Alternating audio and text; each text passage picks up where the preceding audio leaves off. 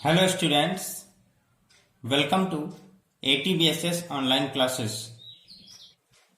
पिछले वीडियो में हमने पढ़ा था गाउस का नियम और आज हम पढ़ेंगे गाउस के नियम के अनुप्रयोग। गाउस के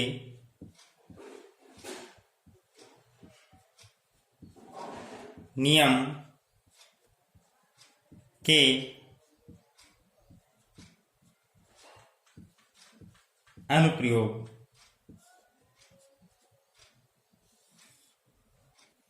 तो इसमें पहला अनुप्रयोग हम पढ़ेंगे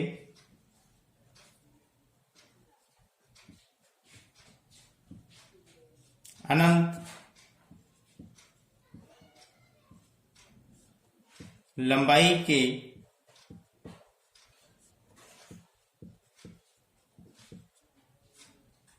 एक समान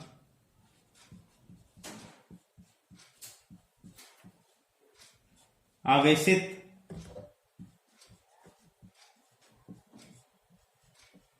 सीधे तार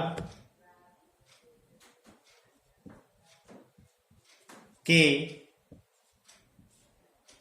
निकट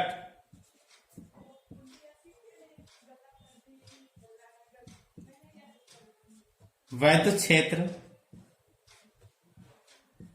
की तीव्रता। अनंत लंबाई के एक समान आवेशित सीधे तार के निकट वैद्युत क्षेत्र की तीव्रता, यानी कि एक अनंत लंबाई का तार होगा जिसके निकट कोई हम बिंदु लेंगे और उस बिंदु पर वैद्युत क्षेत्र की तीव्रता निकालेंगे। तो इसके लिए जैसा कि हम जानते हैं कि यदि कोई आवेश मान लीजिए Q लंबाई L की किसी भी रेखा पर एक समान रूप से वितरित होता है तो प्रति एकांक लंबाई पर वितरित आवेश को आवेश का रेखीय घनत्व कहते हैं। जैसा कि हमने सतत आवेश वितरण में पढ़ा था, रेखीय आवेश वितरण, तो वहां पे रेखीय घनत्व पढ़ा था जिसे लेम्डा से प्रदर्शित करते थे। तो लेम्डा बराबर Q/L होता। यही होता है आवेश का रेखीय घनत्व। तो अनंत लंबाई के एक समान आवेशित सीधे तार के निकट वैद्युत क्षेत्र की तीव्रता को ज्ञात करने के लिए हम मान लेते हैं कि एक अनंत लंबाई का एक समान आवेशित तार है। चलो हम फिगर भी बना लेते हैं।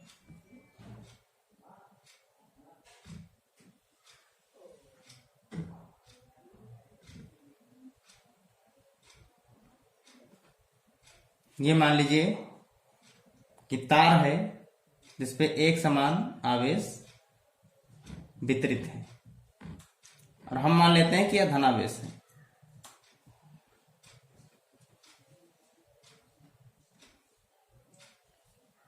मान लेते हैं कि तार के निकट एक बिंदु है जिसका नाम है P और यह तार से R दूरी पर स्थित है, यानी इस तार से और इस बिंदु की दूरी, लंबवत दूरी R है। ऐसे ये जो बिंदु P है, इसी पे वैद्युत क्षेत्र की तीव्रता ज्ञात करनी है। इसके लिए बिंदु P से गुजरने वाला एक L लंबाई का समाक्ष गौसियन बेलनाकार पृष्ठ खींचते हैं। समाक्ष का मतलब होता है इस अक्ष के समांतर। यहां पे इस प्रकार से हम मान लेते हैं कि इसकी लंबाई L है और इस L लंबाई का एक हम बेलनाकार गॉसियन पृष्ठ खींचते हैं इस टाइप से।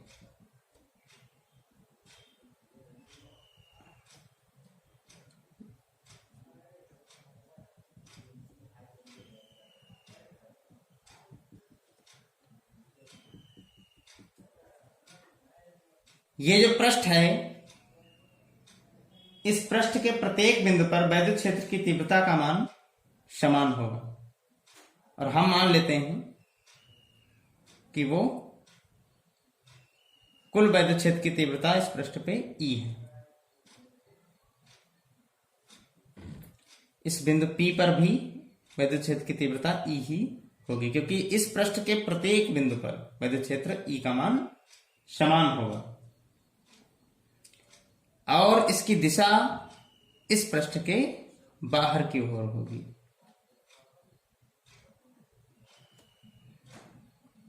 अब हम ये जो बिंदु P है, इस बिंदु पर एक छोटा सा क्षेत्रफल अवयव ले लेते हैं।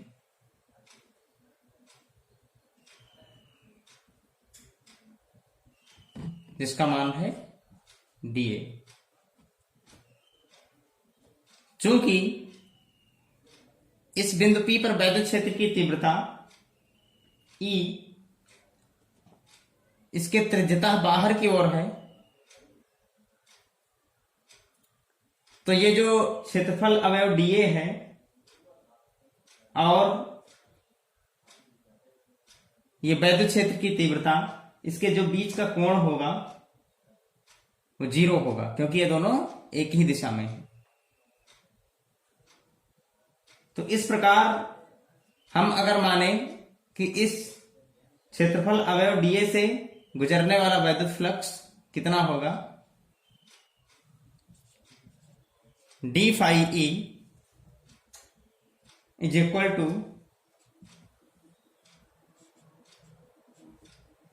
E dA cos थीटा, और cos थीटा का मान 0।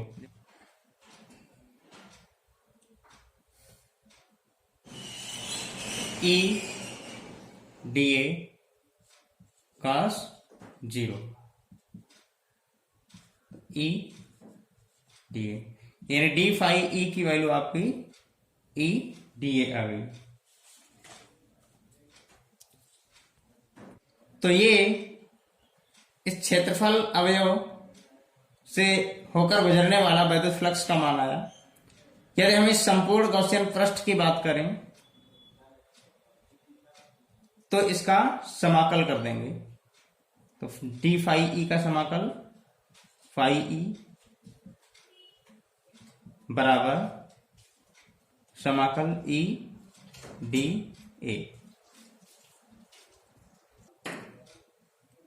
क्योंकि E इस संपूर्ण पृष्ठ पे नियत है, तो phi E बराबर E dA का समाकल।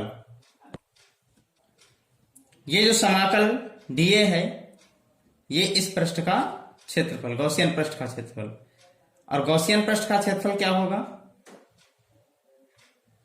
चूंकि यह एक बेलन है, यानी बेलन का वक्र पृष्ठ, यानी समाकल dA का मान होगा, बेलन का वक्र पृष्ठ क्या होता है 2 पाई RH, क्योंकि यहां पे इसकी लंबाई L है, तो यहां 2 पाई RL, ये मान इसमें रख देंगे, तो phi E बराबर E 2 पाई RL, हमने dA ये हमने समाकल dA का मान रख दिया। परंतु गॉस की प्रमेय से गॉस की प्रमेय क्या होती है, phi E बराबर क्यू बटे एप्सिलॉन 0।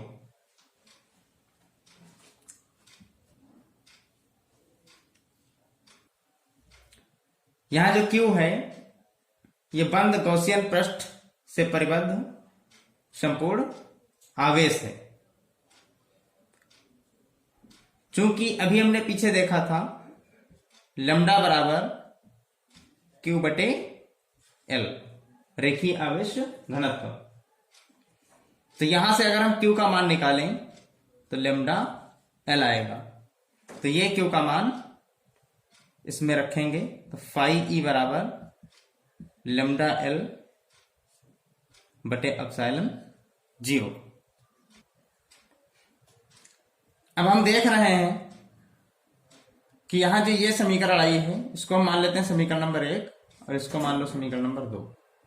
तो ये समीकरण 1 और समीकरण 2 में दोनों के जो बाएं पक्ष हैं फाई ई वो सेम है, इसलिए दाएं पक्ष भी सेम होंगे। यानी हम लिख सकते हैं कि ई 2 पाई आर एल बराबर लैम्डा एल बटे एप्सिलॉन 0। अब इसको हम सॉल्व करेंगे तो यदि यहां से हम ई का मान निकालते हैं तो ई बराबर हो जाएगा लैम्डा एल बटे एप्सिलॉन 0 और ये पूरा नीचे आ जाएगा इंटू 2 पाई आर एल। यहां से एल एल कैंसिल हो जाएगा तो ये बचेगा ई बराबर लैम्डा अपान 2 पाई एप्सिलॉन 0 और साथ में आर। या इसको हम ऐसे भी लिख सकते हैं कि ई बराबर 1 बटे 2 पाई एप्सिलॉन 0 लैम्डा बटे आर। या इसको हम ऊपर नीचे 2 से गुणा कर दें तो ई बराबर 1 बटे 2 दूना 4 पाई एप्सिलॉन 0 2 लैम्डा बटे आर। तो ये हमारी बिंदु P पर वैद्युत क्षेत्र की तीव्रता का मान आ गया। इसको यदि हम वेक्टर रूप में लिखें तो वेक्टर E बराबर 1 बटे 4 पाई एप्सिलॉन 0 2 लैम्डा बटे आर और आर कैप। यहां पे जो आर कैप है ये आर की दिशा में एकांक वेक्टर है, यानी ये आर की दिशा को व्यक्त करता है। तो इस टाइप से ये हमारा सदिश रूप में वैद्युत क्षेत्र की तीव्रता का सूत्र आ गया। यानी हम देखते हैं कि जो रेखीय आवेश के कारण वैद्युत क्षेत्र की तीव्रता है वो रेखीय आवेश से जो बिंदु मैंने लिया था बिंदु P उसकी दूरी के व्युत्क्रमानुपाती होती। यानी जितना हम r का मान बढ़ाएंगे यानी दूरी का मान बढ़ाएंगे उतना ही वैद्युत क्षेत्र की तीव्रता का मान कम होता जाएगा और जितना इसका मान कम करेंगे उतना वैद्युत क्षेत्र की तीव्रता का मान बढ़ेगा। आज के वीडियो में बस इतना ही। हमें उम्मीद है कि आप लोगों को समझ में आ रहा होगा। यदि कोई भी डाउट है तो प्लीज कमेंट करके बताइए, हम आपके डाउट को क्लियर करेंगे।